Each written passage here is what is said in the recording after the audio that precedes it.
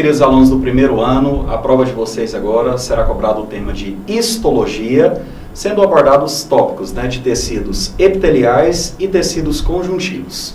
Gente, histologia, como o próprio nome já sugere, é o estudo de alguma coisa. Sempre logia significa estudo. E isto significa tecido. Ou seja, a histologia é um ramo da biologia que procura estudar os tecidos que formam o nosso organismo. Os organismos também, animais, é claro, de uma forma geral, todos eles vão apresentar tecidos, que é uma característica básica da maioria dos animais. E quando nós falamos em tecido, eu até coloquei uma definição, seria um conjunto de células que tem o mesmo objetivo, praticamente a mesma função em um organismo que é pluricelular. É claro que não tem jeito da gente estudar a histologia de organismos unicelulares, visto que um tecido é um conjunto de células. Logo, todo organismo pluricelular é que vai ser estudado aqui por nós na histologia. E quando a gente fala de um tecido, o tecido ele basicamente é uma organização celular onde todas elas vão cumprir o mesmo papel no organismo. Por exemplo, se você pensar que o tecido epitelial, ele pode ser de revestimento ou pode ser glandular. Então, as células do tecido epitelial de revestimento, todas elas têm por função o revestimento corporal. Você vai ver aqui comigo que pode ser tanto externo quanto interno. Agora, quando é um revestimento, por exemplo, interno, as células podem até mesmo ter uma função um pouco mais específica do que aquelas envolvidas no revestimento externo. Já, por exemplo, outros tecidos, como o próprio tecido sanguíneo, que é um tipo de tecido conjuntivo, as células em geral estão envolvidas com o transporte de substância, com a defesa do nosso organismo contra patógenos. Se a gente analisar, por exemplo, o tecido adiposo, que é um tipo de tecido conjuntivo, todas as células envolvidas no tecido adiposo têm a mesma função, que é a reserva de energia sob a forma de gordura. As células do tecido cartilaginoso, do ósseo, estão envolvidas com a questão da sustentação do nosso organismo. Então, voltando àquele conceito, tecido é um conjunto de células adaptadas à mesma função, à mesma especialidade, tem o mesmo objetivo no nosso organismo. E aqui eu classifiquei de uma forma bem geral os exemplos de tecidos que nós encontramos no nosso organismo. Por exemplo, tecido epitelial, que como eu disse, pode ser tanto externo quanto interno, sempre revestindo as estruturas do nosso organismo. Tecido conjuntivo, que na verdade envolve uma série de tecidos. Existe o conjuntivo propriamente dito, aquele que conecta outros tecidos, porque, por exemplo, todo tecido quando recebeu esse nome de conjuntivo é porque ele faz a conjunção entre outros tecidos, ele faz a união. Só que existem tecidos conjuntivos que, além dessa função de conjunção, de união, eles podem apresentar funções específicas. Como, por exemplo, no caso do tecido conjuntivo adiposo, armazenamento de gordura. Cartilaginoso e ósseo, sustentação, formação de algumas estruturas. No caso do cartilaginoso, por exemplo, a prevenção de certos impactos, entre osso, por exemplo, quando a gente se locomove. No caso do sangue, o transporte de substâncias, a defesa do nosso organismo contra bactérias, vírus, protozoários, fungos, que podem ser organismos patogênicos.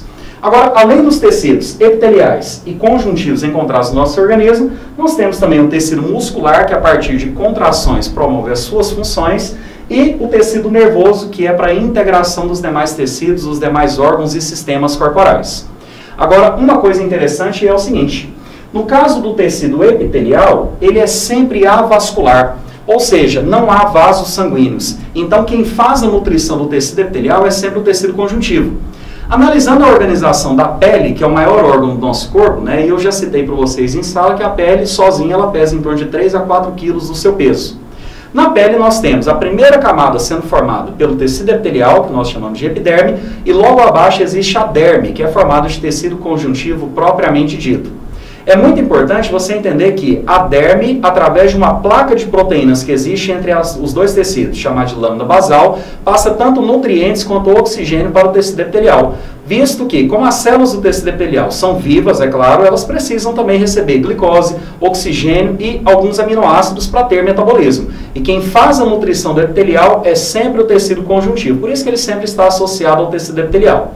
O tecido epitelial, quando externo no nosso corpo, formando a epiderme, ele pode ser queratinizado, ou seja, a queratina ela é formada pela deposição de células velhas, que progressivamente vão sendo liberadas do nosso organismo. Essas células velhas morrem e impregnam a nossa pele com a queratina, que é uma proteína altamente hidrofóbica, ou seja, não gosta de água. Qual que é a grande importância disso? Isso evita com que o meu organismo se desidrate tanto e evite também que eu, em um meio aquático, ganhe grandes quantidades de água. Fazendo uma contextualização, a partir do momento que os animais, né, vertebrados foram migrando para o ambiente terrestre, a partir dos anfíbios, quando surgiram os répteis, eles têm uma característica exclusiva em relação aos anfíbios, que é uma pele muito mais grossa, que faz com que eles sejam muito mais adaptados ao meio terrestre do que os anfíbios, cujo até o nome já sugere, né? Anfíbio, um indivíduo que tem vida dupla, ambiente aquático e ambiente terrestre ao mesmo tempo, porque ele ainda não é completamente adaptado ao ambiente terrestre. Um dos motivos para isso é a pele muito fina, que facilmente desidrataria o corpo de um sapo, por exemplo, que é um dos melhores exemplos de anfíbios. Agora, queridos, além disso, as células do tecido epitelial, elas, quando, né, tanto de revestimento, quanto também no caso as glandulares, existe um pouco espaço entre elas. São células normalmente muito próximas entre si, havendo uma pequena quantidade de matriz extracelular entre elas, o que já não acontece no tecido conjuntivo, em que as células são mais espaçadas, havendo uma grande quantidade de matriz extracelular formada basicamente por água, sais minerais e proteínas. E aqui eu fiz uma pequena relação, onde eu coloco para você o seguinte: tecido epitelial pode ser de revestimento, tanto externo quanto interno. Agora, quando o tecido epitelial ele é de revestimento externo, ele está envolvido com as funções de revestimento, é claro, de proteção e também, às vezes, de secreção, considerando que na nossa pele existem várias glândulas, né, que também são estruturas de origem epitelial.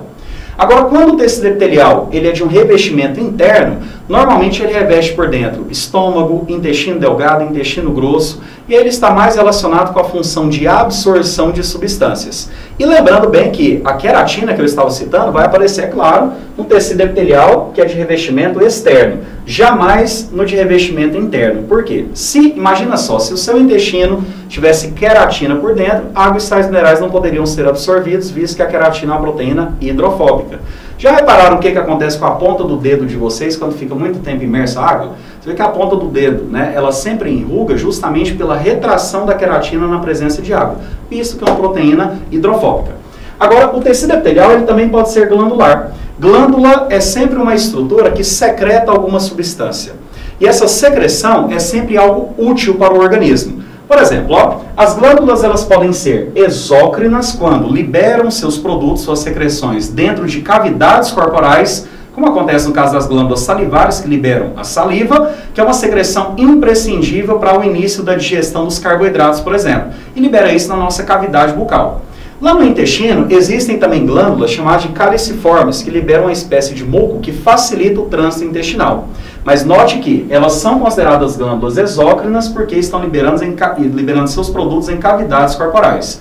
Agora, as glândulas mamárias, que produzem leite, as glândulas sudoríferas ou sudoríparas, que produzem e liberam suor, e as glândulas sebáceas, né, presentes na nossa pele, liberando óleos para evitar rachaduras na pele, como secretam seus produtos para fora do corpo, elas são também classificadas como glândulas exócrinas.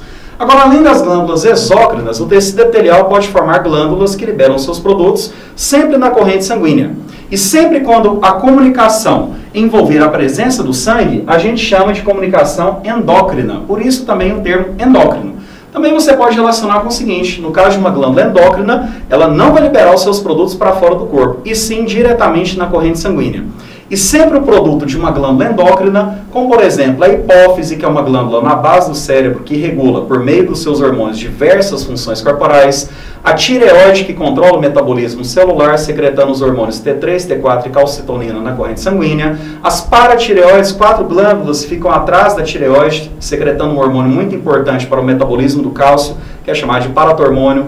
Acima dos rins nós temos também glândulas, né, chamadas de suprarrenais, que atuam como glândulas endócrinas, liberando cortisol, adrenalina, aldosterona e até mesmo testosterona na corrente sanguínea.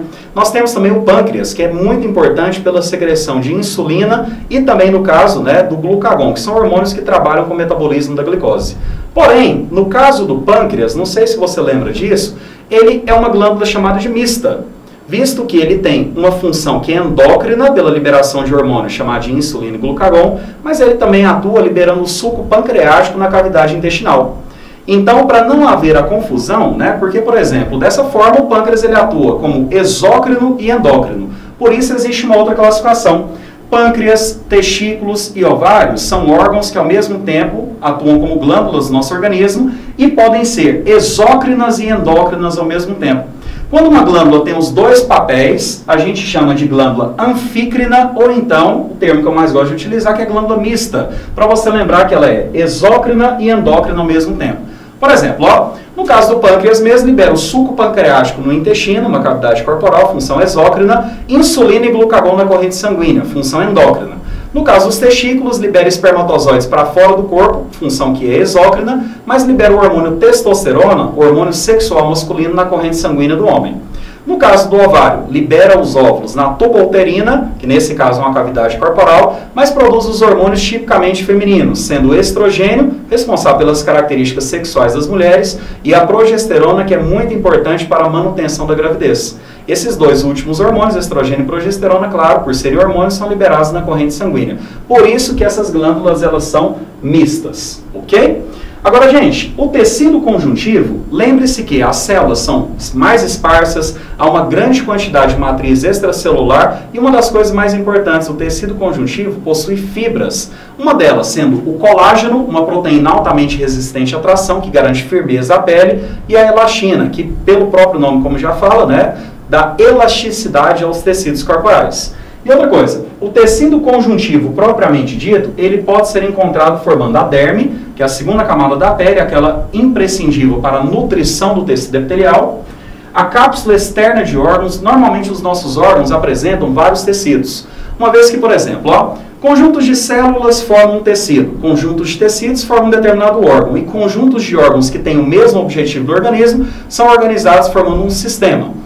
Então, todos os nossos órgãos, eles têm uma variedade de tecidos na sua composição. E uma delas é o tecido conjuntivo, que faz um revestimento externo do órgão, oferecendo maior proteção. E o tecido conjuntivo pode ser encontrado também formando tendões e ligamentos. Qual que é a grande diferença? Esses dois tipos de tecidos, eles têm uma grande quantidade de colágeno, que é aquela proteína que garante firmeza.